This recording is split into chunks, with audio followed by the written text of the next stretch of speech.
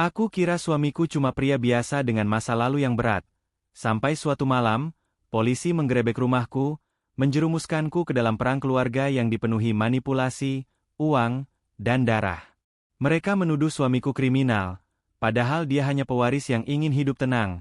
Dan aku, tanpa sadar, memegang kunci rahasia yang membuat semua orang ingin membunuhku.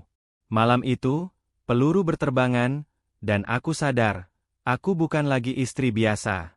Aku adalah saksi dari kejahatan yang ingin menghapus kami dari dunia. Pagi itu harusnya menjadi pagi biasa bagi Naila. Ia baru saja selesai menyiapkan sarapan sederhana, roti panggang dan telur dadar kesukaan suaminya, Ardan. Matahari belum tinggi, angin masih lembut, dan rumah kecil mereka terasa begitu tenang. Tapi ketenangan itu hanya berlangsung sampai suara keras mengguncang pintu depan. 3 kali gedoran menghantam, masing-masing lebih keras dari sebelumnya. Naila terkejut, spatula di tangannya hampir terjatuh. Suara itu bukan suara tetangga, bukan suara paket, bukan suara yang datang dari orang yang berniat baik. Suara itu tegas, dingin, dan memaksa. Naila, buka pintunya. Ia membeku. Tidak ada yang tahu namanya di lingkungan ini kecuali beberapa tetangga. Suara itu terdengar seperti suara komando. Degup jantungnya memukul dada. Ardan masih di kamar, merapikan kemeja. Naila menoleh ke arah lorong, berharap suaminya mendengar suara itu, berharap suaminya bisa mengatakan sesuatu, apapun, yang membuat keadaan ini masuk akal. Naila, siapa itu? Tanya Ardan dari dalam kamar. Suaranya tenang tetapi terdengar sedikit curiga. Aku tidak tahu, jawab Naila sambil berjalan pelan menuju pintu. Gedoran itu kembali terdengar, lebih keras, seperti seseorang tidak mau menunggu barang 1 detik pun.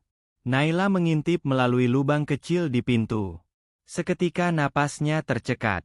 Di depan rumah mereka berdiri 4 orang pria berseragam, 2 di antaranya memakai rompi bertuliskan 1 kata besar yang membuat tubuhnya lemas.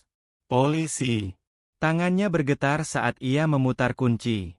Pintu terbuka perlahan, dan cahaya pagi memantul pada lencana-lencana dingin di dada mereka.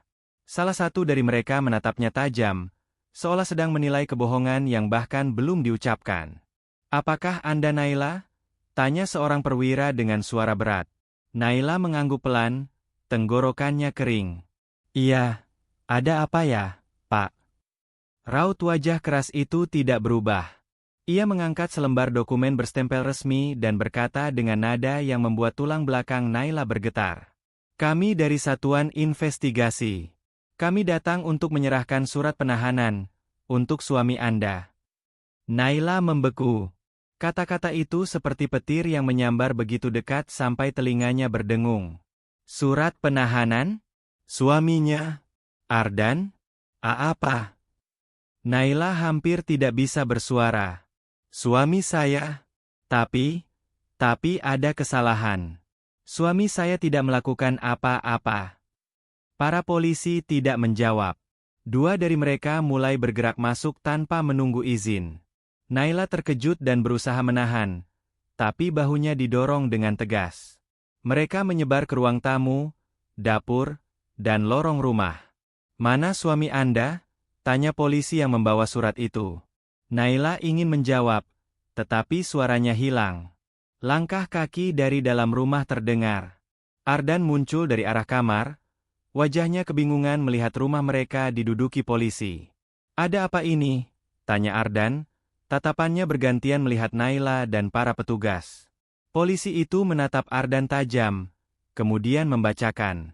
Kami menahan Anda atas dugaan keterlibatan dalam kasus terbuka beberapa tahun lalu. Nama Anda tercatat sebagai tersangka. Naila menoleh ke suaminya, ingin tahu bagaimana reaksinya. Namun ekspresi Ardan tidak marah, tidak panik. Justru kosong. Seolah ia tahu bahwa hari ini akan tiba, namun berharap itu tidak terjadi. Ardan, apa maksud mereka? Naila berbisik dengan suara bergetar. Ardan menunduk, terdiam sangat lama, sebelum akhirnya mengatakan 3 kata yang membuat hati Naila runtuh. Aku bisa jelaskan. Namun polisi tidak memberi peluang. Mereka langsung menghampirinya, memborgol tangannya, sementara Naila berteriak memohon agar mereka berhenti. Rumah yang pagi tadi begitu tenang kini berubah menjadi panggung kekacauan yang tak terbayangkan. Dan itu baru permulaan. Polisi menyeret Ardan keluar dari rumah sementara Naila terus berusaha menghalangi, namun tidak ada satupun yang peduli pada teriakannya. Hanya suara borgol yang mengatup dan langkah sepatu berat yang bergema di halaman kecil itu.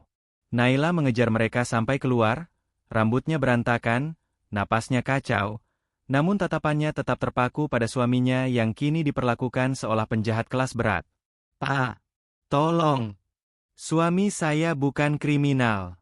Ada kesalahan, pasti ada kesalahan," teriak Naila sambil mencoba mendekat. Polisi berpangkat tertinggi menahan tubuhnya dengan satu tangan. "Saudara Naila, kami hanya menjalankan tugas. Jika Anda ingin membantu, Anda harus menjawab beberapa pertanyaan dengan jujur. Tapi biarkan saya bicara dengan suami saya dulu." Naila memohon. Ardan menatapnya. Tatapan itu penuh rasa bersalah, penuh ketakutan yang ia sembunyikan selama ini. Bibirnya bergerak, ingin mengatakan sesuatu, namun polisi mendorong kepalanya ke dalam mobil. Pintu mobil tertutup keras, memutuskan suara suaminya dari dunia Naila. Sementara mobil itu belum pergi, polisi di hadapan Naila mulai mengeluarkan buku catatan tebal, pena, serta sebuah map penuh dokumen. Naila menatap benda-benda itu dengan pandangan bingung dan ngeri. Ia merasa seperti terseret ke dalam mimpi buruk yang tidak ia mengerti. "Kami butuh keterangan Anda sekarang," kata perwira itu, suaranya dingin dan tegas. "Jawab dengan jujur, karena setiap jawaban Anda dicatat." Naila hanya mengangguk, meski pikirannya kacau. Pertanyaan pertama langsung ditembakkan tanpa jeda. "Sejak kapan Anda mengenal suami Anda?" 5 tahun lalu, kami bertemu di perpustakaan tempat saya bekerja," jawab Naila cepat, masih terisak. "Apakah Anda tahu nama aslinya?" Naila tertegun. "Nama aslinya? Ardan. Ardan Wijaya." Polisi itu berhenti menulis. Ia menatap Naila dengan sorot mata yang membuat udara di sekitar mereka terasa pekat. "Apakah suami Anda pernah bercerita tentang masa lalunya? Tentang keluarganya? Tentang siapa dia sebelum mengenal Anda?" "Tidak. Dia hanya bilang keluarganya sudah tidak ada. Itu saja." Perwira itu mendengus pelan, lalu membuka map dan memperlihatkan selembar dokumen berisi beberapa nama. Jantung Naila seolah berhenti berdetak ketika melihat tulisan besar di bagian atas dokumen itu. Raka Maheswara, alias Ardan Wijaya. Naila mengerjap beberapa kali, merasa matanya pasti salah melihat. "Suami Anda, atau pria yang Anda kenal sebagai Ardan, diduga menggunakan nama palsu selama bertahun-tahun," ujar perwira itu tanpa ragu. "Tidak, itu tidak mungkin. Ardan bukan orang seperti itu," Naila membantah, namun suaranya terdengar lebih seperti gumaman panik.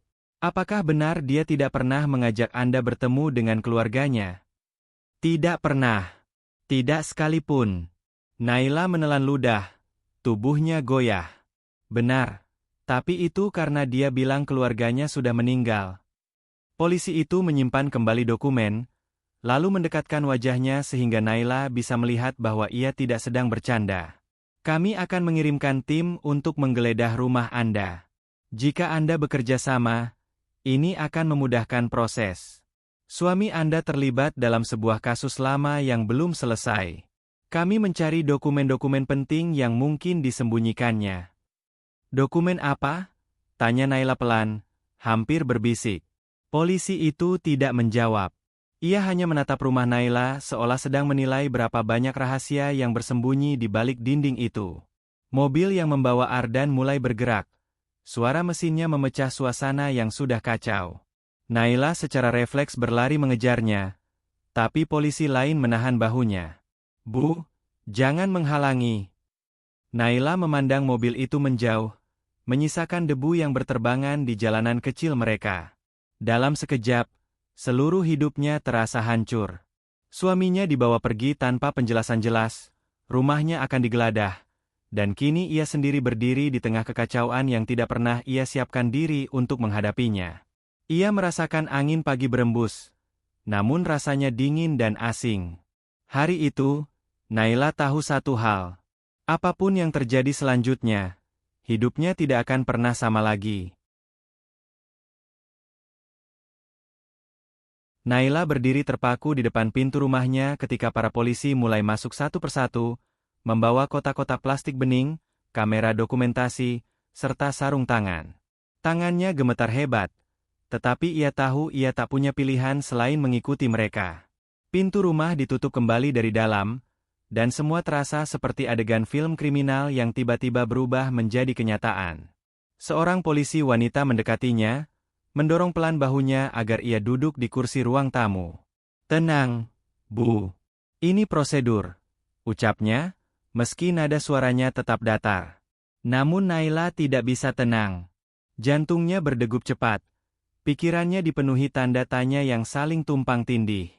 Ia memperhatikan para polisi menelusuri setiap sudut rumah, meja kerja Ardan, rak buku, lemari kecil di pojokan, bahkan laci-laci dapur yang seharusnya tidak ada hubungannya sama sekali.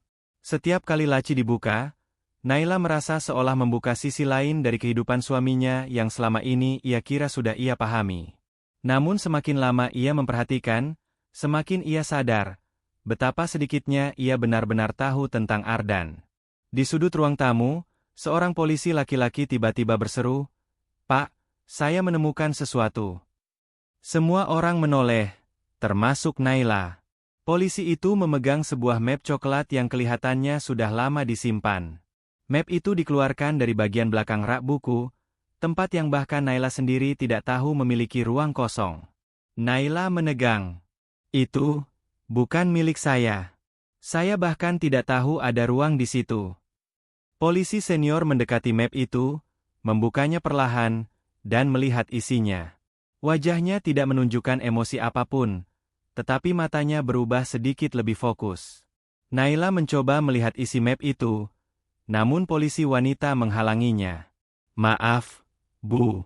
Ini tidak boleh dilihat dulu." Naila menggigit bibirnya, merasa semakin tidak berdaya.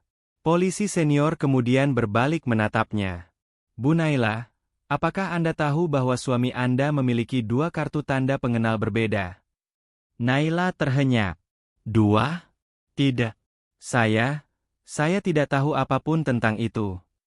Ia merasa pernyataannya terdengar seperti alasan yang dibuat-buat, tetapi itu memang kenyataannya. Ardan selalu hidup sederhana, tidak pernah memberi tanda-tanda bahwa ia menyembunyikan identitas. Ia bekerja, makan malam bersama, menonton film di akhir minggu, dan tidur berdampingan setiap malam. Rutinitas itu begitu biasa, begitu normal. Ternyata semua itu bisa saja palsu. Polisi lain muncul dari kamar membawa sebuah kotak besi kecil. "Pak, kami menemukan ini di bawah tempat tidur." Kotak itu terlihat berat, terkunci rapat, dan berdebu. Naila menatap benda itu dengan kebingungan total. Ardan tidak pernah menunjukkan ia memiliki kotak seperti itu. Kotak itu diletakkan di atas meja ruang tamu. Polisi senior mengambil alat pembuka kunci kecil dan mulai mencoba membuka kotak itu. Bunyi logam yang beradu membuat Naila bergidik. Ketika kotak itu akhirnya terbuka, polisi di sekelilingnya menunduk untuk melihat isinya. Naila mencoba berdiri, namun polisi wanita kembali menahan bahunya. "Bu, tetap duduk." Naila hanya bisa memandangi mereka dari kejauhan. Mereka mengeluarkan beberapa benda. Sebuah foto lama, beberapa lembar surat, dan 1 kartu identitas dengan nama yang bukan nama suaminya. Naila memejamkan mata, lalu membukanya lagi, berharap penglihatannya keliru. Namun sayangnya, realitas tidak berubah. Polisi senior mengambil kartu identitas itu dan membacanya dengan suara keras dan jelas. "Raka Maheswara." Ruangan itu menjadi sunyi. Hening yang menghancurkan. Naila merasa seakan seluruh udara ditarik pergi dari paru-parunya. Suara itu menggema di kepalanya. Raka Maheswara. Nama yang belum pernah ia dengar. Nama yang tidak pernah disebut suaminya selama bertahun-tahun bersama. Darahnya seolah berhenti mengalir. Bu Naila, ucap polisi senior, sepertinya suami Anda bukan hanya menyembunyikan masa lalu, tetapi juga identitasnya yang sebenarnya. Naila ingin menyangkal. Ingin berteriak bahwa semua ini tidak mungkin. Bahwa suaminya bukan orang seperti itu. Namun kata-kata itu tersangkut di tenggorokannya. Untuk pertama kalinya, Naila merasakan ketakutan yang tidak ia pahami. Ketakutan bahwa orang yang selama ini tidur di sampingnya, mungkin bukanlah orang yang ia kenal. Saat itu, polisi wanita menyentuh bahunya pelan, sentuhan yang tidak memberi kenyamanan, justru seperti pengumuman bahwa badai sebenarnya baru saja dimulai. Dalam keheningan itu, Naila hanya bisa menatap kotak besi terbuka dengan isi yang mengubah seluruh hidupnya. Ia bertanya dalam hati, tanpa mampu menahan getaran suaranya. Ardan, siapa sebenarnya kamu? Ruang tamu itu tiba-tiba terasa jauh lebih sempit. Naila duduk diam, namun pikirannya berlari tanpa arah. Setiap benda yang diambil polisi dari kotak besi itu seperti pukulan telak yang menghantam dadanya satu persatu. Ia ingin marah. Ia ingin menangis. Ia ingin mengingkari semuanya. Namun tubuhnya kaku, seolah ditahan oleh rasa takut yang menempel di kulitnya seperti bayangan gelap. Polisi senior kembali mendekat, membawa foto lama yang baru saja ditemukan. Ia meletakkannya di meja tepat di depan Naila. Bu Naila, apakah Anda mengenali seseorang di dalam foto ini? Naila menunduk perlahan, menatap foto itu dengan mata yang bergetar. Di dalam foto, terlihat seorang pemuda yang mirip Ardan, sangat mirip, namun dengan potongan rambut yang berbeda, lebih rapi, lebih berkelas. Pemuda itu berdiri di depan sebuah rumah besar bergaya kolonial, dikelilingi 4 orang lain yang tampak seperti keluarga kaya raya. Naila mengerutkan kening. Itu Ardan, bisiknya. Tolong perhatikan baik-baik, ujar polisi itu. Nama pria ini adalah Raka Maheswara. Pewaris salah satu perusahaan keluarga terkemuka di kota lain. Ia menghilang tanpa jejak 7 tahun lalu. Naila menatap lagi foto itu. Jantungnya seperti berhenti berdetak. Itu, suamiku, katanya pelan, suaranya pecah. Tapi bagaimana mungkin dia? Polisi senior tidak mengizinkannya menyelesaikan kalimat. Kami menduga suami Anda kabur dan memalsukan identitas. Ada banyak bukti yang mengarah ke sana. Naila menggeleng cepat, mencoba memaksa logika masuk ke kepala yang sudah kacau. Tidak. Ardan tidak punya keluarga kaya. Dia bilang dia hidup sederhana sejak kecil. Dia bilang dia bekerja keras sendiri untuk bertahan hidup. Polisi itu menatapnya dalam-dalam. Tepat. Ceritanya terdengar seperti seseorang yang mencoba menghapus hidup lamanya. Naila terdiam. Kata-kata itu menamparnya lebih keras daripada teriakan manapun.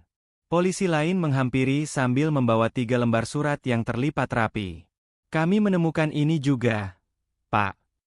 Surat-surat itu diletakkan di meja. Naila melihatnya dengan ngeri, seolah-olah setiap lembar kertas itu mengandung kebenaran yang ia tidak siap hadapi. Polisi senior membuka surat pertama dan membacanya secara singkat. Ini adalah surat dari seseorang bernama Naira Maheswari. Kalimat pertamanya saja sudah membuat tubuh Naila merinding. Raka, jika kau membaca ini, berarti kau masih hidup. Tolong pulang. Kami tidak ingin kehilanganmu seperti ibu. Naila merasa seluruh tubuhnya goyah. Raka, ibu, pulang. Siapa Naira? Mengapa ia menulis dengan begitu putus asa? Mengapa Ardan tidak pernah menyebut nama itu? Polisi membuka surat kedua. Kali ini hurufnya lebih tegas, lebih gelap, lebih mengancam. Jika kau tidak kembali sebelum warisan itu cair, semuanya akan menyalahkanmu. Jangan membuat keadaan lebih buruk. Wajah Naila memucat. Surat ketiga tampak berbeda. Surat itu lebih tua, kertasnya menguning, dan tulisannya lebih lembut. Atasnya tertulis, untuk Raka, dari ibu. Polisi membacanya perlahan. Raka sayang, Jika keluarga barumu menyakitimu, tinggalkan mereka. Ingat, dokumen warisan itu kuberikan hanya padamu. Jangan membiarkan siapapun mengambilnya darimu, bahkan keluargamu sendiri. Surat itu berhenti di sana. Seolah sengaja mengakhiri dengan sebuah pesan yang lebih seperti permohonan terakhir. Naila menutup mulutnya, menahan isak yang tiba-tiba pecah keluar. Ardan tidak pernah menunjukkan sisi ini. Tidak pernah menunjukkan luka, ketakutan, atau masa lalu yang hancur. Naila bertahun-tahun hidup bersama seorang pria yang ia yakini jujur, sederhana, dan bersih dari masalah berat. Tapi kenyataannya, ia menikah dengan seseorang yang membawa trauma besar. Seseorang yang kabur dari sebuah keluarga kaya yang tampaknya penuh konflik. Seseorang yang menyembunyikan identitasnya untuk melindungi dirinya sendiri. Atau mungkin, untuk melindungi sesuatu yang jauh lebih besar. Polisi senior menutup kotak dan menatapnya kembali. Bu Naila, Anda akan dipanggil ke kantor untuk memberikan kesaksian. Namun sebelum itu, saya ingin bertanya sekali lagi. Naila mengangkat wajahnya yang basah air mata. Apakah benar Anda tidak tahu apa-apa tentang masa lalu suami Anda? Naila ingin menjawab iya, karena itu kenyataan. Tapi kata-kata itu seperti tercekik di tenggorokan. Ia menatap foto, surat-surat, dan kartu identitas itu. Semua bukti yang menunjukkan bahwa suaminya bukanlah pria yang ia kenal. Akhirnya, dengan suara hampir tak terdengar, ia menjawab, "Aku tidak tahu apa-apa. Tidak sama sekali." Dan ketika ia mengucapkan itu, Naila merasakan satu hal yang menakutkan. Mungkin suaminya bukan sekadar menyembunyikan masa lalu. Mungkin ia menyembunyikan seseorang yang pernah ia cintai. Atau seseorang yang pernah melukai dirinya begitu dalam, sehingga ia rela mengganti seluruh identitas demi menghilang dari dunia itu. Naila menunduk. Air matanya jatuh tanpa bisa ia hentikan. Dan di dalam hatinya, sebuah pertanyaan mulai tumbuh dengan suara yang sangat pelan, namun sangat jelas. Jika Ardan bukan Ardan, lalu siapa pria yang selama ini tidur di sampingku? Setelah hampir 2 jam penggeledahan, polisi akhirnya selesai mengumpulkan semua barang yang mereka butuhkan. Rumah yang tadinya rapi kini berubah berantakan. Laci-laci terbuka, lemari sedikit bergeser, dan meja makan penuh dengan dokumen yang belum dibereskan. Naila menatap kekacauan itu dengan perasaan seperti tubuhnya direnggut dari dalam. Semuanya terasa asing. Bahkan rumah yang ia tempati sejak menikah pun kini tampak bukan rumahnya. Polisi senior menghampirinya dan memberikan satu kertas kecil. "Ini jadwal pemeriksaan Anda di kantor. Jangan terlambat." Naila menerima kertas itu tanpa memandangnya. Sebelum pergi, polisi itu berkata pelan namun tajam, seolah ingin memastikan seluruh tekanan itu jatuh tepat di bahu Naila. "Bu Naila, ketika Anda siap, Anda mungkin perlu mencari jawaban lain. Karena suami Anda sudah menyembunyikan sesuatu terlalu lama." Kemudian mereka berlalu, meninggalkan rumah itu dalam kebisuan yang menyesakan. Begitu suara mesin mobil terakhir menghilang dari jalanan, Naila akhirnya terisak keras. Ia memegangi kursi, tubuhnya gemetar hebat. Semua yang ia percayai runtuh dalam hitungan jam. Ardan, atau Raka, atau siapapun namanya, telah meninggalkan tumpukan pertanyaan tanpa jawaban. Ketika air mata mulai mereda, Naila menghapus wajahnya. Ia memaksa dirinya duduk di lantai ruang tamu, tepat di depan kotak besi yang ditinggalkan polisi. Kotak itu kini kosong, namun aura misterinya masih terasa. Naila menatapnya, lalu menatap foto yang sempat dikeluarkan polisi dan dibiarkan di meja. Ia mengambil foto itu perlahan. Tangannya bergetar saat ia menggosok permukaan foto dengan ibu jarinya. Ardan berdiri di tengah foto, tampak lebih muda, lebih rapi, dan lebih megah. Wajahnya bukan wajah seorang pekerja sederhana, tetapi wajah seseorang yang terbiasa hidup di dalam istana keluarga kaya. Orang-orang di sekitarnya tampak berwibawa, berpakaian mahal, dan berdiri dengan jarak tertentu dari Ardan, seolah ada hubungan yang tidak harmonis di antara mereka. Di pojok foto, Naila melihat detail kecil yang sebelumnya tidak ia perhatikan. Sebuah cincin lambang keluarga melingkar di jari seorang pria tua. Ia menatapnya lama, mencoba mengingat apakah Ardan pernah memakai cincin seperti itu. Ia tidak pernah. Naila menaruh foto itu di pangkuannya. Air mata kembali menggenang, namun kali ini bukan karena takut, melainkan karena marah. Selama ini, ia hidup bersama seseorang yang menyembunyikan seluruh hidupnya. Ia tidur di samping pria yang tidak pernah bercerita tentang masa kecilnya. Ia memasak untuk pria yang tidak pernah menyebut nama satupun keluarganya. Dan kini, ia harus menghadapi kenyataan bahwa polisi datang bukan untuk menangkap suaminya sebagai pelaku kriminal, tetapi sebagai seseorang yang membawa warisan masalah dari masa lalunya. Naila perlahan berdiri dan berjalan menuju kamar mereka. Begitu membuka pintu, aroma familiar parfum Ardan langsung memenuhi hidungnya. Ia memejamkan mata, menahan sesak yang kembali muncul. Kamar itu tampak sama, ranjang rapi, meja rias sederhana, lemari pakaian yang tertutup rapi. Namun kini semuanya terasa seperti panggung kebohongan. Naila mendekati lemari pakaian Ardan, membuka pintunya pelan. Pakaian-pakaian sederhana, kemeja kerja yang warnanya itu-itu saja, celana panjang yang digunakan berulang kali. Tidak ada yang mencurigakan. Tapi Naila tahu, orang yang memiliki masa lalu sebesar ini pasti menyembunyikan sesuatu yang lebih dari surat-surat dalam kotak. Naila duduk di lantai, menarik napas panjang, lalu membuka satu-satunya laci kecil di dalam lemari. Ia tidak yakin apa yang ia cari. Mungkin foto lain. Mungkin surat. Mungkin sesuatu yang menunjukkan siapa Ardan sebenarnya.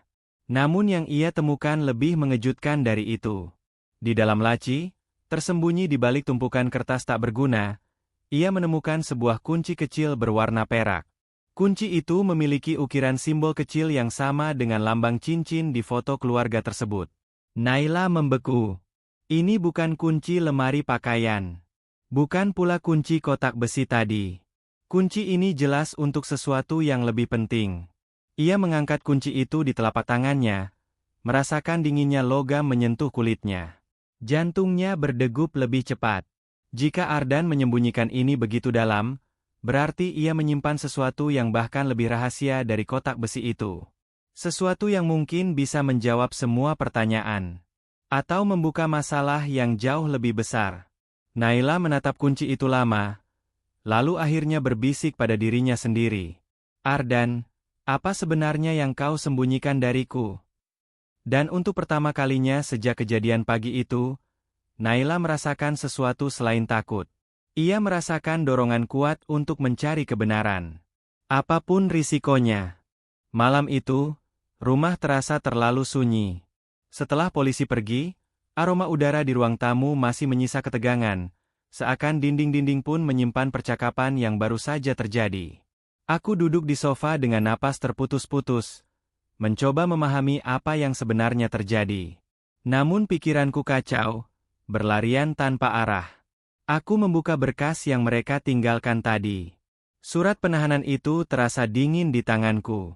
Nama yang tertulis di bagian atas membuatku gemetar, Ardan Pratama, atau nama yang selama ini kupikir adalah nama asli suamiku. Aku memejamkan mata sejenak. Kata-kata polisi tadi kembali memukul pikiranku.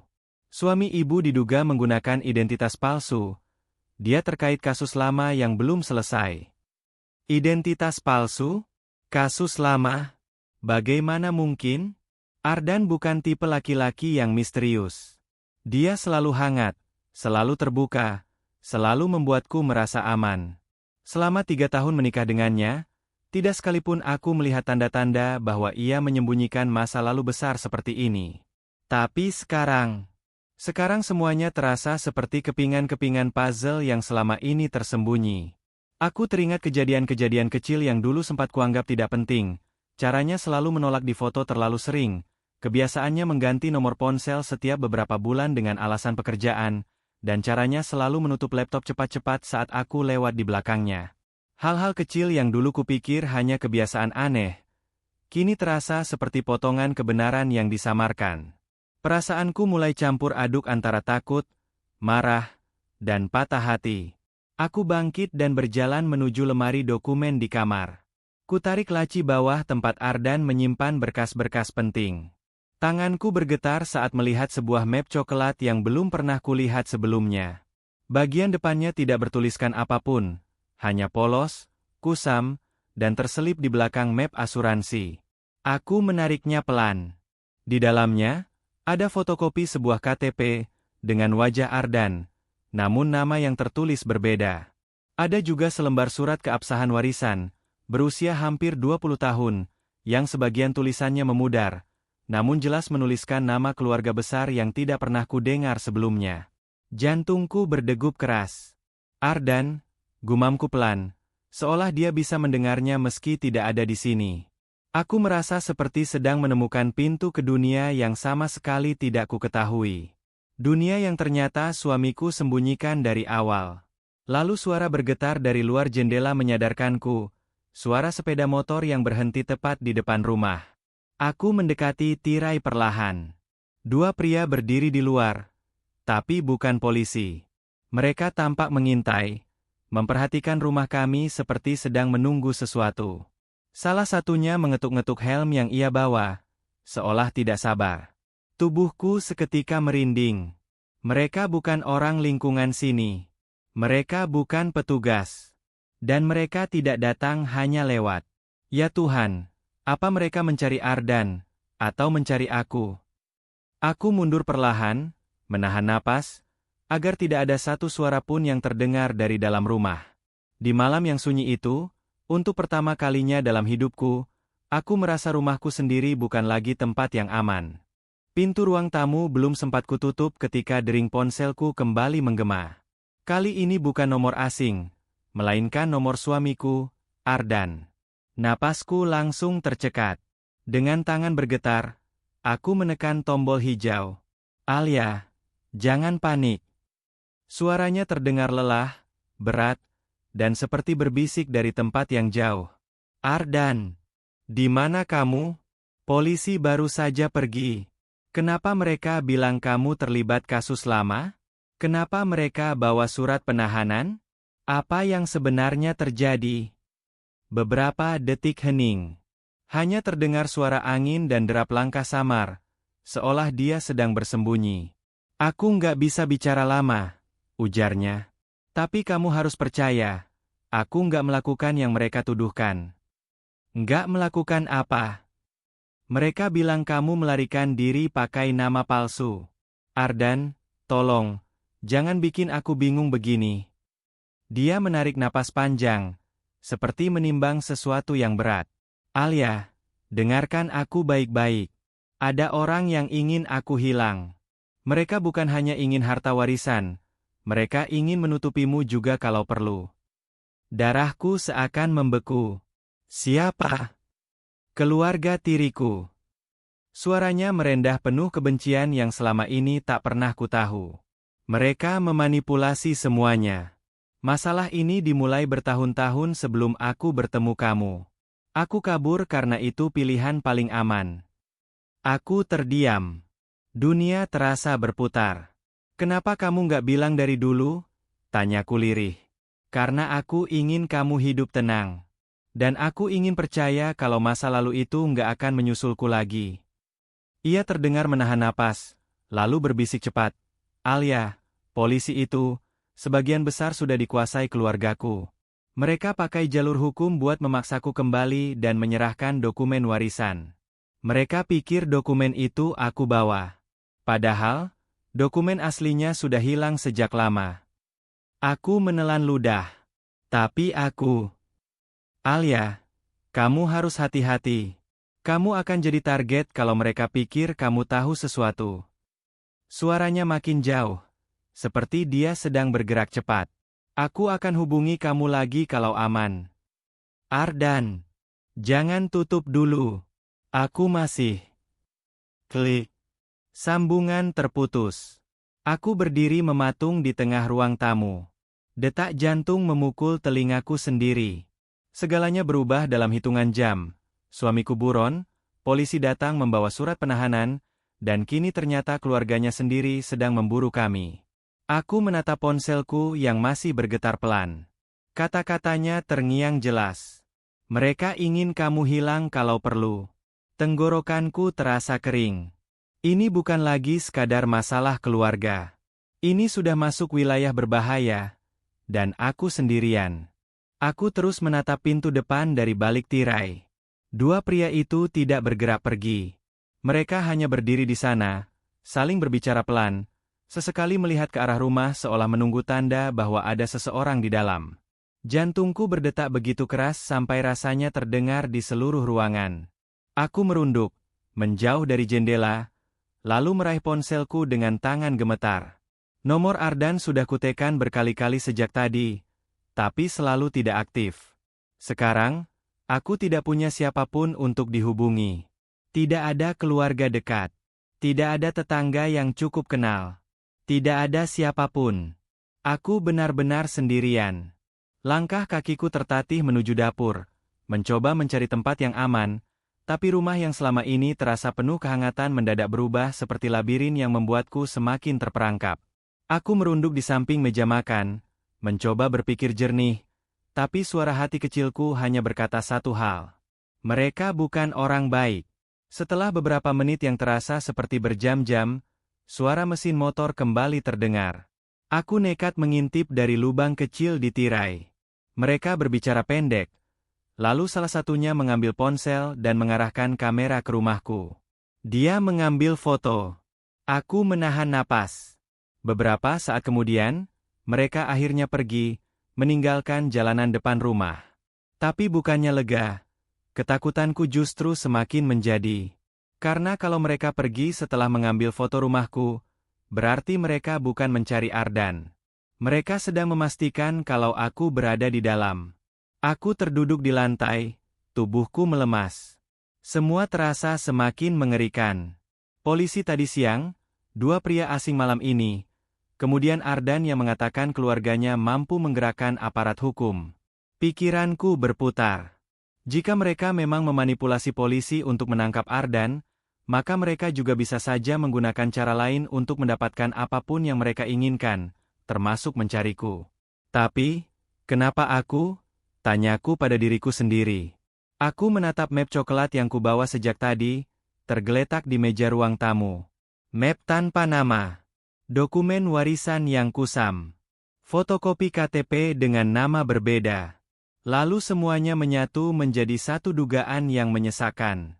Mereka pikir dokumen asli itu ada padaku. Mungkin selama ini Ardan tidak menyimpan dokumen itu sebagai perlindungan. Mungkin keluarganya hanya tahu bahwa Ardan hidup bersama istrinya, sehingga mereka menilai akulah yang paling dekat dengan semua barang milik Ardan. Dan kalau mereka menginginkan dokumen itu, mereka akan terus mencariku. Aku terdiam lama, memeluk lututku sendiri. Butir air mata jatuh tanpa kusadari. Rasa takut perlahan berubah menjadi tekad yang dingin. Mereka salah besar kalau mengira aku akan diam.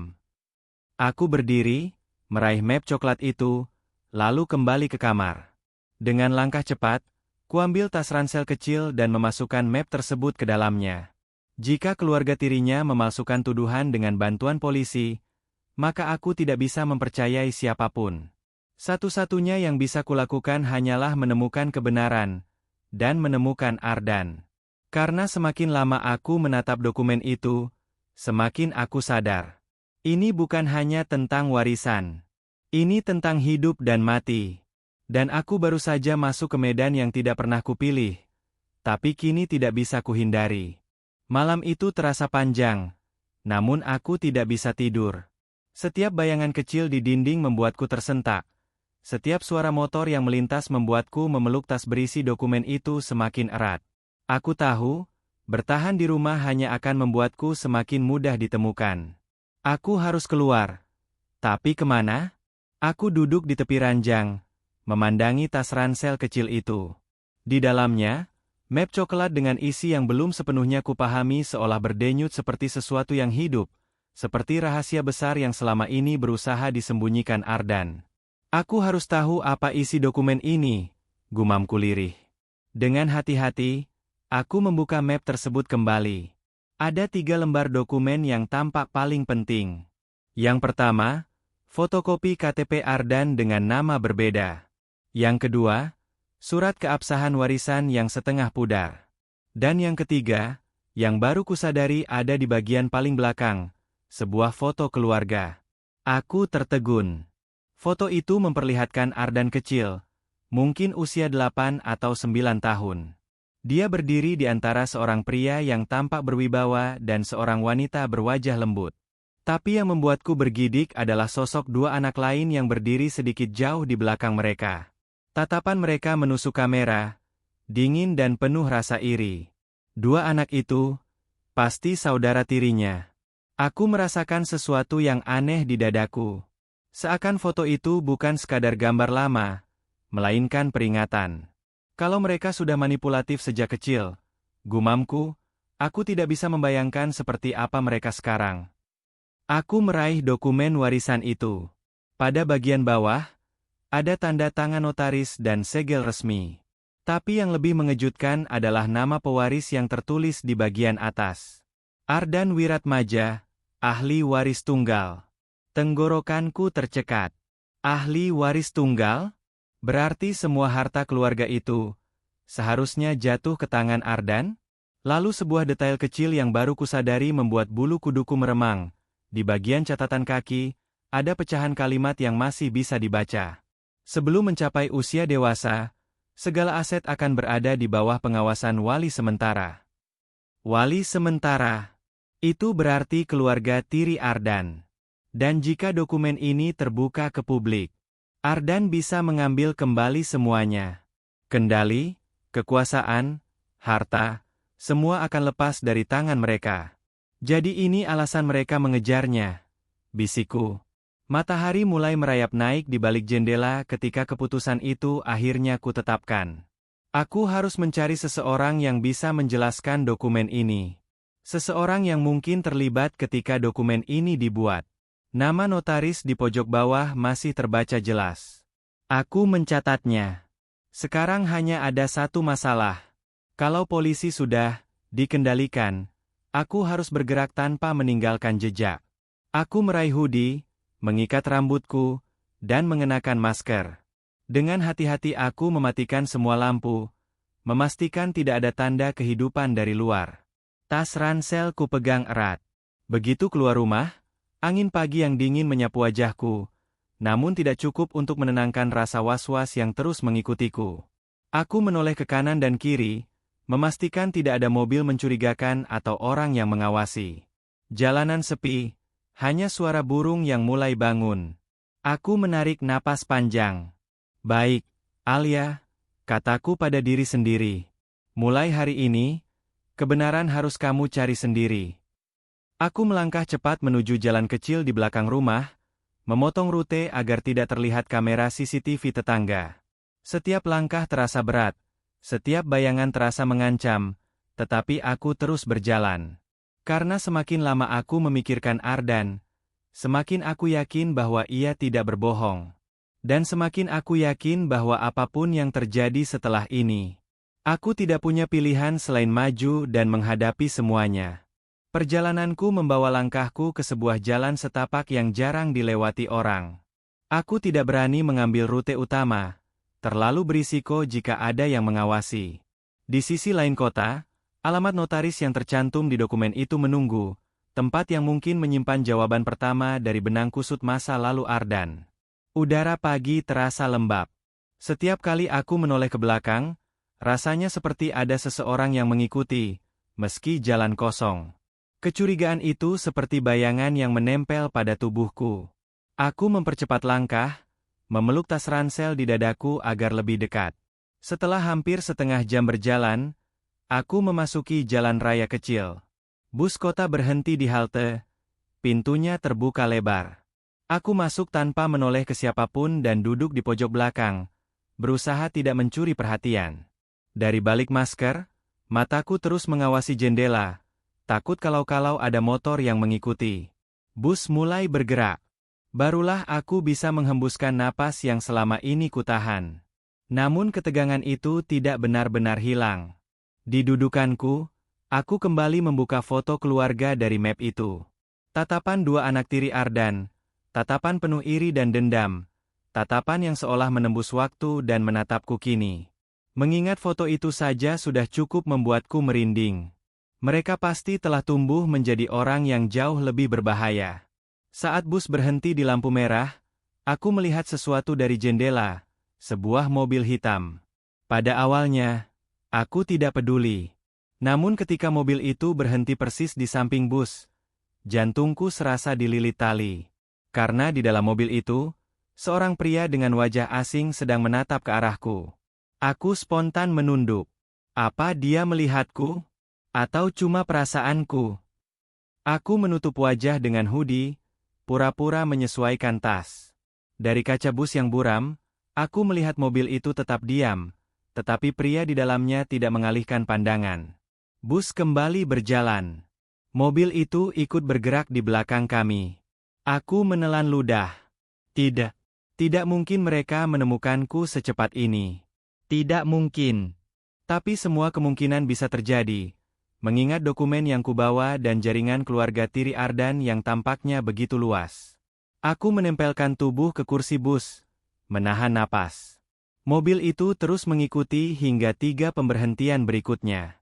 Setiap kali bus berhenti, ia juga berhenti.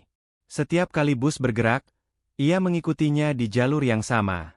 Dia benar-benar mengikutiku, bisikku gemetar. Pikiranku mulai terpecah. Haruskah aku turun dan lari? Atau tetap diam sampai bus berada di tempat ramai? Salah langkah sedikit saja bisa membuatku masuk perangkap mereka. Namun ketika bus berhenti di halte dekat pasar kota, sebuah momen tak terduga terjadi. Kerumunan orang berhamburan masuk. Penumpang lain berdiri, menutupi pandangan dari jendela. Aku tersentak dengan peluang itu. Tanpa pikir panjang, aku berdiri cepat dan menyelinap di sela ibu-ibu yang membawa belanjaan. Begitu pintu terbuka, aku setengah berlari keluar. Aku tidak menoleh ke belakang. Tidak boleh. Aku hanya terus bergerak ke arah keramaian pasar. Riuh suara pedagang dan pejalan kaki membanjiriku. Aku memanfaatkan kerumunan itu sebagai tameng. Langkahku cepat, tubuhku berputar di antara kios-kios, lalu menembus gang sempit di belakang pasar. Baru setelah aku yakin tidak ada yang mengikuti, aku berhenti dan menempelkan punggung ke dinding bata. Napasku tercekat, terasa sangat berat. Aku harus lebih hati-hati, bisikku. Lalu aku merogoh ponsel, membuka kembali catatan alamat notaris. Dari titik ini, aku harus melanjutkan perjalanan dengan berjalan kaki melalui rute yang lebih tersembunyi. Langkahku kini penuh kehati-hatian. Setiap tikungan kulihat 2 kali. Setiap bayangan kuperiksa lewat pantulan kaca toko. Hingga akhirnya, setelah perjalanan panjang dan berliku, aku tiba di sebuah bangunan tua bertuliskan Kantor Notaris Wiranta. Hatinya mendadak berdebar keras. Jika seseorang tahu kebenaran tentang warisan itu, tentang keluarga tiri Ardan, dan tentang identitas asli suamiku, maka orang itu ada di dalam ruangan ini. Dengan tangan gemetar, aku meraih gagang pintu. Dan di sanalah, untuk pertama kalinya, aku akan membuka pintu menuju rahasia terbesar suamiku. Pintu kayu itu berderit pelan ketika kubuka. Aroma ruangan tua, bercampur dengan wangi kertas yang berusia puluhan tahun, langsung menyergap hidungku. Kantor ini sepi, terlalu sepi untuk ukuran jam kerja. Lampu hanya menyala di bagian resepsionis, sementara lorong menuju ruang dalam gelap setengah. Aku melangkah masuk pelan, menutup pintu di belakangku. Suara klik kecil ketika pintu tertutup membuat jantungku terlonjak, seolah seluruh dunia di luar terputus begitu saja. Permisi, panggilku lirih. Tidak ada jawaban. Di meja resepsionis, sebuah bel kecil tergeletak. Aku menekannya. Bunyi ting melengking. Namun tetap tidak ada siapapun yang muncul. Perasaan tak enak kembali merayap. Tapi aku memaksa diriku tetap berdiri tegak. Aku melirik map coklat di dalam tas, mencoba menguatkan hati. Aku datang sejauh ini. Aku tidak boleh mundur. Aku mendorong pintu kecil yang menghubungkan ruang depan ke lorong. Lampu temaram mengungkap deretan rak penuh berkas dan buku tebal yang disusun rapi, seolah tempat ini membeku dalam waktu. Di ujung lorong, sebuah pintu berada dalam posisi sedikit terbuka, cahaya dari dalamnya berpendar lemah. Aku mendekat perlahan, berharap menemukan seseorang yang bisa menjawab semua pertanyaanku. Namun sebelum sempat mengetuk, pintu itu bergerak sendiri, terbuka lebar. Seorang pria tua berdiri di ambang, rambutnya memutih, wajahnya dipenuhi garis-garis usia. Namun matanya tajam, seperti seseorang yang menyimpan terlalu banyak rahasia. "Ada yang bisa saya bantu?" Suaranya berat, kering, namun penuh kehati-hatian. Aku menelan ludah. Lalu, dengan suara yang berusaha tegar, aku berkata, "Saya mau bertanya tentang dokumen warisan keluarga Wiratmaja." Ekspresinya berubah seketika, bukan marah, tapi terkejut, syok, dan takut. "Dari mana kamu dapat nama itu?" gumamnya, hampir tidak terdengar. Aku membuka tas, mengeluarkan dokumen warisan yang kusimpan dengan hati-hati. Kutunjukkan bagian atasnya. Tangan pria tua itu gemetar halus saat tatapannya turun pada tanda tangan dan segel. Ini tulisan saya," bisiknya. Dia menatapku, tajam, seolah ingin menembus pikiranku. "Siapa kamu?" "Aku, istrinya Ardan." Matanya melebar, lalu napasnya tercekat. "Dia hidup?" Pertanyaan itu seperti pukulan di kepalaku. "Tentu saja dia hidup," jawabku spontan. "Kenapa Anda bertanya seperti itu?" Dia tidak menjawab. Pria tua itu berbalik, melangkah ke meja di dalam ruangannya, mempersilakan aku masuk. Ruangan itu penuh dengan map, buku catatan, dan foto-foto hitam putih di dinding. Aku duduk di kursi depan meja sambil menggenggam erat tas ranselku, takut jika sewaktu-waktu harus lari. Pria itu memandangi surat warisan itu lama sekali, hampir seperti menatap hantu masa lalu. "Apa yang kamu ketahui tentang keluarga itu?" tanyanya akhirnya. Aku menarik napas panjang.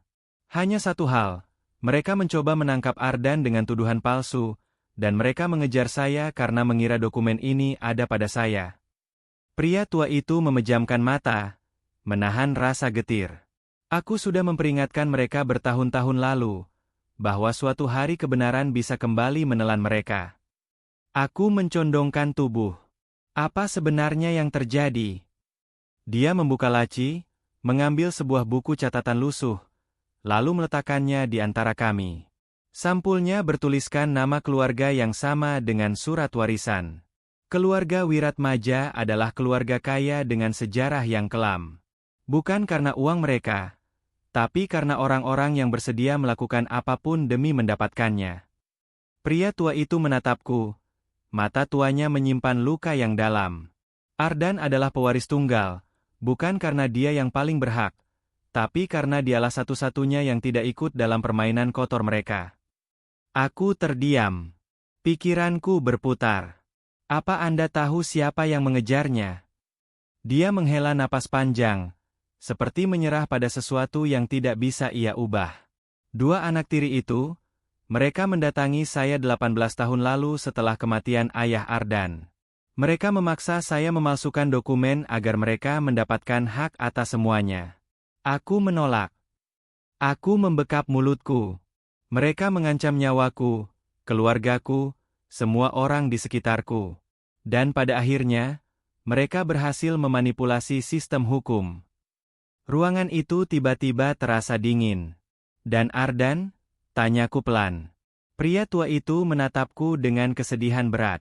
"Anak itu tidak lari dari hukum. Dia lari untuk hidup." Aku mengepalkan tangan, berusaha menahan getaran tubuh. "Mereka bilang dokumen ini hilang," ujarku. "Karena saya menyembunyikannya," jawabnya, suara lirih. "Untuk menunda mereka, agar tidak dapat merebut semuanya dengan paksa." Aku menatapnya tajam. "Kenapa Anda menyimpan dokumen paling penting ini di map tanpa nama, dan meninggalkan semuanya begitu saja?" Dia menggeleng pelan. "Aku tidak meninggalkannya. Itu kuberi pada orang yang paling kubisa percaya, dan dia berjanji akan melindunginya." Aku mengerutkan dahi. "Siapa?" Matanya menatapku, penuh rasa bersalah. Ibunda Ardan. Aku terdiam. Dan saat itu, sebuah kesadaran menggelegar dalam kepalaku. Dokumen ini tidak terselip tanpa sengaja. Dokumen ini diwariskan kepadaku. Karena ketika Ibu Ardan meninggal, sebelum aku menikah dengannya, Ardan menyimpan semuanya tanpa satupun orang tahu. Dia menyembunyikan dokumen itu, bukan demi dirinya, tapi demi melindungi seseorang yang lain.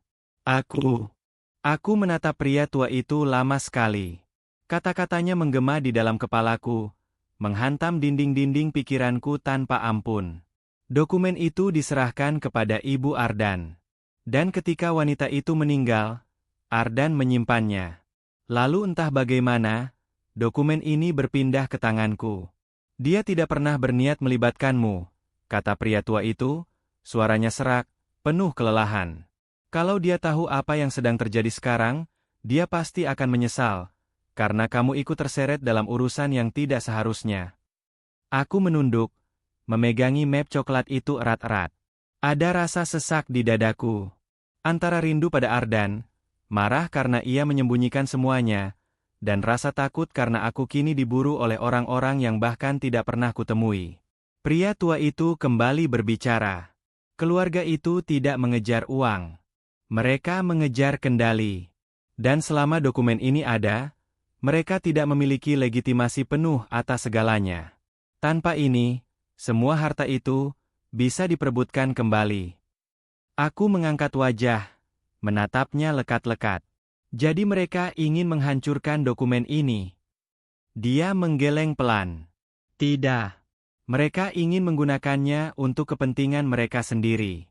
Tapi sebelum mereka melakukannya, mereka harus menyingkirkan Ardan sebagai pewaris sah dan menyingkirkan siapapun yang mungkin menghalangi jalan mereka. Aku terdiam. Termasuk saya. Dia tidak mengiyakan, tapi tatapannya cukup menjawab. Hening menggantung di antara kami, berat, hampir menyesakkan. Sampai akhirnya aku berkata dengan suara gemetar tapi tegas. Kalau mereka berhasil menangkap Ardan, apa yang akan terjadi padanya? Pria tua itu menatapku dalam-dalam. Wajahnya memucat. Dia tidak akan pernah keluar hidup-hidup. Kata-kata itu membuatku seperti kehilangan keseimbangan. Aku bersandar ke kursi. Napasku memburu, pandanganku buram. Air mata jatuh tanpa permisi. Mereka bukan hanya ingin menangkapnya. Mereka ingin menghapusnya dari dunia. Gumamku. Pria tua itu mengangguk perlahan. Seolah kata-kataku adalah kebenaran yang pahit tapi familiar. Itu sebabnya dia bersembunyi. Itu sebabnya dia mengganti identitas. Dia tidak melarikan diri dari hukum. Dia melarikan diri dari pembunuhan yang direncanakan sejak lama. Aku menyeka air mata. Menatap dokumen di depanku seperti menatap bom waktu. Apa saya bisa menggunakan dokumen ini untuk menyelamatkannya? Dia menghela napas panjang, berat. Kamu bisa. Tapi prosesnya tidak mudah. Kamu harus membuktikan bahwa dokumen ini asli, dan kamu harus mengembalikannya ke sistem hukum yang benar. Tapi untuk melakukan itu, kamu butuh saksi. Siapa? Dia menunjuk dirinya sendiri. Aku terkejut. Tapi, bukankah itu berbahaya untukmu? Dia tersenyum pahit. Berbahaya? Sudah terlambat untuk memikirkan itu. Aku sudah hidup dalam ketakutan selama hampir 20 tahun. Mengatakan kebenaran mungkin satu-satunya hal yang tersisa untuk kubayar. Aku menatapnya, bingung antara kagum dan ngeri. Kalau begitu kita harus pergi ke polisi yang jujur, kataku. Dia menggeleng cepat. Kamu lupa satu hal. Polisi sudah dibeli. Mereka tidak akan mendengar kita. Mereka akan membungkam kita sebelum kita sempat berbicara. Aku menggigit bibir. Frustrasi. Kalau begitu apa yang harus saya lakukan? Dia menatapku lalu berkata pelan tapi pasti. Kamu harus menemukan Ardan sebelum mereka menemukanmu. Karena dia satu-satunya orang yang bisa membuka jalan ini. Tanpa dia, dokumen ini tidak ada artinya. Jantungku beralih dari sedih ke tegang. Apakah Anda tahu dia di mana? Pria tua itu menatapku lama, ragu-ragu, seolah mempertimbangkan sesuatu. Lalu dia berdiri, membuka laci terkunci di bawah meja. Dari dalamnya, ia mengambil sebuah kunci kecil berkarat dan secari kertas lusuh. Dia menyerahkan kertas itu padaku. Aku tidak tahu lokasi persisnya, tapi ini alamat tempat dia terakhir bersembunyi. Tempat yang katanya aman. Aku meraih kertas itu dengan tangan gemetar. Alamat itu tertulis dengan tulisan tangan, sederhana, samar, namun nyata. Pergilah sekarang, kata pria itu. Semakin lama kamu di sini, semakin besar kemungkinan mereka mencium keberadaanmu. Aku berdiri, memasukkan dokumen dan alamat itu ke tas. Namun sebelum aku sempat pergi, pria tua itu berkata, suara lirih tapi menghujam. Jika kamu menemukan Ardan, katakan padanya, aku minta maaf. Aku menatapnya. Untuk apa? Dia menunduk. Matanya dipenuhi penyesalan. Untuk semua hal yang harus dia jalani sendiri. Karena aku tidak cukup berani ketika masih ada kesempatan untuk melawan. Hening. Panjang. Menyakitkan. Aku membuka pintu, melangkah keluar ke lorong gelap yang sama. Namun begitu kaki menapak lantai yang dingin itu, aku sadar satu hal. Perjuangan ini baru saja berubah. Aku tidak lagi hanya melarikan diri. Sekarang, aku berburu. Berburu kebenaran. Berburu keselamatan Ardan. Berburu keadilan yang selama ini dikubur hidup-hidup. Dan apapun yang menunggu di alamat itu, aku harus siap menghadapinya. Malam itu aku duduk di pinggir tempat tidur hotel murah tempatku bersembunyi, menatap koper dokumen yang kini terasa seperti bom waktu. Jendela terbuka sedikit, membiarkan angin dingin masuk bersama rasa takut yang belum juga reda. Aku menyalakan ponsel hanya untuk mengecek pesan, tapi telur retak itu akhirnya pecah. Puluhan panggilan tak terjawab dari nomor tak dikenal. Semuanya datang bertubi-tubi sejak 1 jam terakhir. Seseorang tahu aku kabur. Jantungku berdegup kencang. Aku mematikan ponsel dan melemparkannya ke kasur. Tapi itu tak menghentikan suara-suara ancaman yang terngiang di kepalaku. Polisi tadi pagi pasti sudah menyadari aku membawa koper. Atau mungkin mereka sudah tahu dari awal. Mungkin mereka sengaja membiarkanku pergi, menunggu aku mengantarkan bukti itu ke tempat yang salah. Pintu kamar tiba-tiba diketuk. Pelan, tapi tegas. Aku membeku. Napas berhenti. Dalam hitungan detik, ribuan skenario buruk menyerbu benakku. Mereka menemukanku. Mereka datang untuk mengambil koper itu. Atau mungkin, menghabisiku. Ketukan terdengar lagi. Alia, ini aku. Suara itu langsung menusuk telingaku. Ardan. Aku berlari ke pintu, tapi berhenti tepat sebelum membuka. Air mataku menetes tanpa disuruh.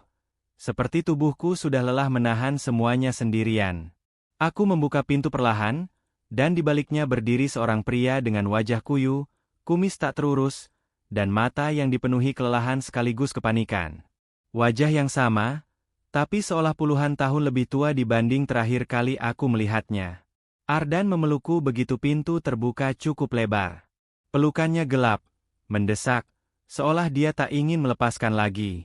Maafkan aku, maafkan aku. Bisiknya berulang kali. Aku harus sembunyi. Polisi sudah disetir mereka. Aku hampir tertangkap. Aku meremas punggungnya, menangis tertahan. Kenapa kamu datang ke sini? Mereka bisa melacakmu. Mereka bisa. Alia, kita tidak punya waktu. Ia masuk dan segera mengunci pintu. Keluargaku sudah tahu kamu memegang dokumen itu. Mereka akan mengejar kita, bukan hanya polisi, tapi orang-orang bayaran. Mereka sudah bergerak. Aku menatap wajahnya, bingung, hancur, marah, rindu, takut, semuanya jadi satu. Jadi semua ini benar? Kamu bukan buronan kriminal. Kamu hanya orang yang dikejar keluargamu sendiri. Ardan menghela napas panjang, menatapku dengan tatapan yang dulu selalu membuatku jatuh cinta. Aku bukan orang baik, Alia. Tapi aku juga bukan penjahat. Aku hanya pewaris dari harta yang seharusnya tidak pernah ada. Aku menatap koper yang tergeletak di kasur. Ini, apa benar dokumen asli warisan itu? Bukan hanya dokumen warisan, jawabnya pelan. Ini juga bukti bahwa mereka memalsukan data, menyuap aparat, dan membuat rekayasa kriminal untuk menjatuhkan orang-orang yang menghalangi mereka. Dunia terasa runtuh tepat di bawah kakiku. Aku menelan ludah. Jadi, kamu ingin menyerahkan semua ini ke polisi yang bersih? Ardan menggeleng. Tidak sekarang. Tidak selagi mereka masih punya kendali. Kita butuh waktu. Kita butuh sekutu yang tepat. Di luar, sirene polisi melintas cepat, disusul suara mobil rem mendadak. Kami berdua mematung, saling menatap penuh teror. Ardan menarik tanganku. Tutup barangmu. Kita pergi sekarang. Kemana? Ke seseorang yang bisa membantu kita.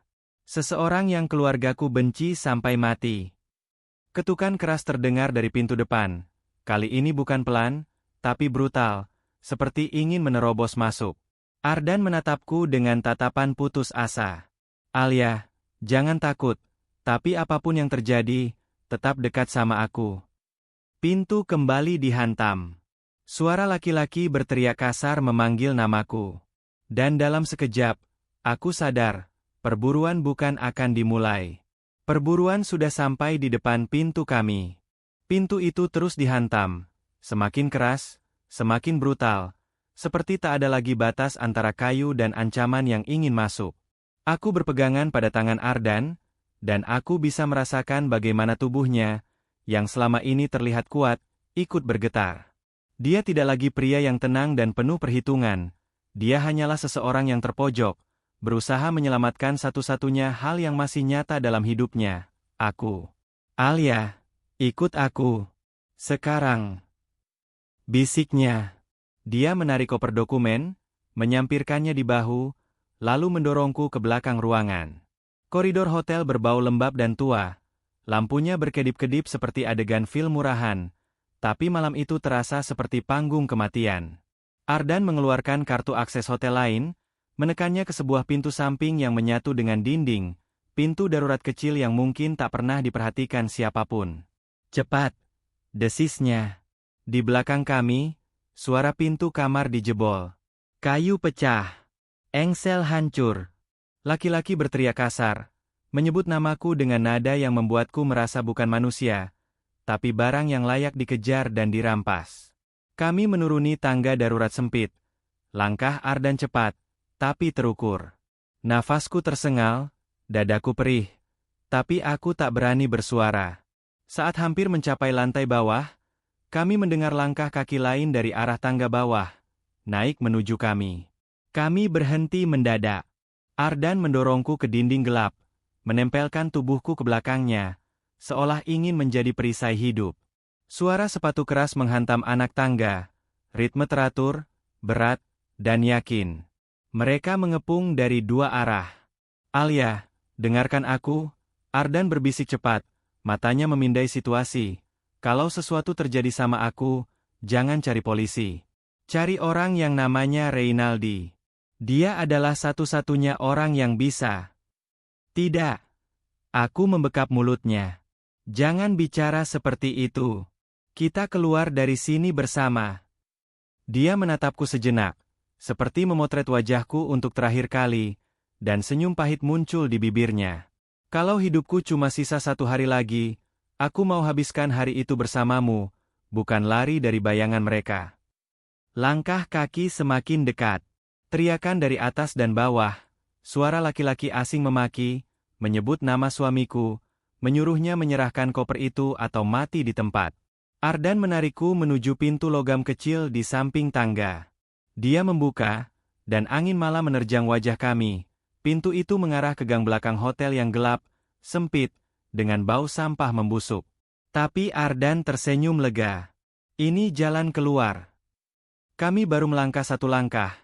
ketika sorotan lampu mobil tiba-tiba menembak langsung ke arah kami. Mobil hitam tanpa plat, mesin menyala, pintu terbuka, pria bersenjata keluar tanpa ragu. Di belakang kami, pintu tangga darurat dibuka keras. Suara langkah kaki menyatu dengan teriakan panik dan amarah. Kami terjebak. Di depan, pria bersenjata membidik, wajah dingin tanpa emosi. Di belakang, bayangan-bayangan lain berlari, siap menyerbu. Aku menggenggam tangan Ardan semakin kuat. Kalau ini akhir, aku ikut kamu, bisikku, tak peduli lagi. Ardan menatapku dengan mata yang bergetar, penuh rasa bersalah dan cinta yang tak pernah sempat diucapkan. Bukan akhir, katanya, suara baja di tengah kekacauan. Ini awal perang. Tembakan pertama meletus, memecah malam, memecah ketenangan, memecah dunia kami. Dan dalam sepersekian detik, Ardan mendorong tubuhku jatuh ke tanah, menutupi diriku dengan tubuhnya sendiri, sementara suara peluru menjerit di udara seperti kutukan yang tidak pernah diberi kesempatan untuk disampaikan. Suara peluru memantul di dinding sempit gang, menciptakan gema tajam yang menusuk telinga. Aku terseret jatuh bersama Ardan, tubuhnya menindihku, menjadi perisai hidup dari hujan peluru yang datang tanpa jeda. Bau mesiu bercampur bau sampah dan darah. Ya, darah. Aku merasakan hangat mengalir di lenganku. Bukan darahku. Ardan, pekiku, tapi suaraku tenggelam oleh dentuman tembakan kedua, ketiga, entah keberapa. Ia menggertakkan gigi, matanya menatapku tajam. Aku nggak apa-apa. Fokus, Alia. Karena kami tidak punya pilihan lain, dia menyeretku merangkak, bergerak cepat ke balik tong sampah besar, sementara peluru menghujani logam tipis di belakang kami. Para pengejar itu tidak peduli siapa yang mati, aku atau dia. Mereka hanya ingin menghapus bukti. Aku mendengar suara langkah dari dalam tangga darurat. Mereka turun, mereka mengejar. Dari depan, pria bersenjata semakin mendekat. Terjebak. Tak ada ruang. Ardan memegang wajahku, tajam, mendesak. Alia, ingat dokumen itu. Jangan kasih siapapun. Kalau aku jatuh, kamu lari. Cari Reynaldi. Aku menggeleng keras, air mata bercucuran. Aku nggak ninggalin kamu. Aku nggak peduli dokumen. Dia menatapku sedalam-dalamnya, seperti ingin memasukkan pesan terakhir ke dalam jiwaku. Kalau mereka dapat dokumen itu, bukan cuma aku yang mati. Ratusan orang lain juga. Suara langkah makin cepat dari belakang. Dari depan, pria bersenjata lain muncul, memindai area. Dua sisi tertutup. Ardan mendongak menatap langit malam, seolah mencari mukjizat, tapi yang datang justru lampu sorot mobil kedua, memekakan mata. Beberapa detik hening, sebelum suara berat dan dingin menggema dari kejauhan. Serahkan dokumennya, Ardan, dan aku janji kamu mati dengan cepat. Ardan tersenyum miring, senyum penuh kebencian yang jarang kulihat. Lebih baik aku bakar semuanya, daripada jatuh ke tangan kalian. 3 detik. Orang itu berteriak. 3, 2. Tiba-tiba, suara motor meraung dari ujung gang. Cepat, liar, brutal. Cahaya lampu menabrak kegelapan. 2 motor masuk gang sempit, tanpa ragu, menabrak para pria bersenjata hingga tubuh mereka terpental. Tembakan panik terdengar, peluru beterbangan tanpa arah. Seseorang berteriak, Ardaan, naik sekarang. Ardan tidak menunggu. Dia menarikku berdiri, meski tubuhnya goyah, darah mengalir dari bahunya. Dia mendorongku ke motor pertama, pengendaranya mengenakan helm hitam penuh. Alia dulu, teriak Ardan. Pengendara itu menarik tanganku. Pegang yang kuat. Jangan lihat belakang. Ardan naik ke motor kedua. Pengendara lain memaki, lu masih bisa nembak enggak? Bisa mati, tapi masih bisa nembak. Ardan mengangkat pistol, meski tangannya bergetar. Motor meraung, melesat keluar gang. Tembakan mengejar dari belakang, suara teriakan berganti panik. Dunia berputar, lampu kota jadi garis-garis cahaya kabur.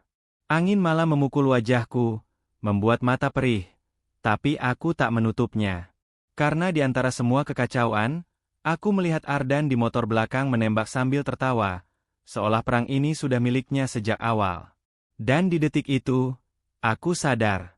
Semua ini sudah melewati batas keluarga. Ini perang mafia dengan wajah keluarga kaya. Dan aku, seorang istri yang tak tahu apa-apa, kini berada di tengah badai yang akan mengguncang kota. Bukan karena cinta. Bukan karena uang. Tapi karena kebenaran yang dikubur terlalu lama, sudah mulai menggeliat. Dan dia tidak akan mati dengan tenang.